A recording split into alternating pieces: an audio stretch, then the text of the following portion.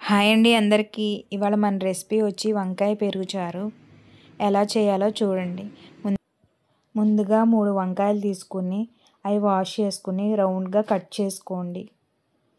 అవన్నీ కట్ చేశాక కొద్దిగా ఆయిల్ వేసుకుని ఉప్పు, కారం, పసుపు, మసాలా వేసి బాగా మిక్స్ చేయండి. ముక్కలకి కారం, ఉప్పు అంతా బాగా పట్టేటట్టు. ఇలా మిక్స్ చేసిన తర్వాత ఒక ప్యాన్ తీసుకుని దాంట్లో ఆయిల్ వేసుకుని ఆ ప్యాన్ మీద వంకాయ ముక్కలు పెట్టండి. పొయ్యి సిమ్లో పెట్టుకుని ఎర్రగా వేగేటట్టు చూడండి.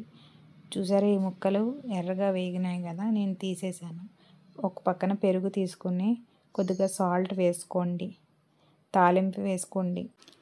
తాలింపుకి 1 స్పూన్ ఆయిల్ వేసుకుని జీలకర్ర, ఆవాలు, ఎండుమిర్చి, కరివేపాకు వేసుకుని పెరుగులో వేసి ఈ ముక్కల కాడ పెరుగులో మిక్స్ చేయండి.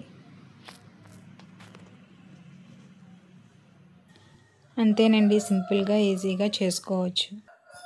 మీకు ఈ వీడియో నచ్చినట్టయితే లైక్ చేయండి, సబ్స్క్రైబ్ చేయండి. నెక్స్ట్ వీడియోలో కలుద్దాం. బాయ్ అండి.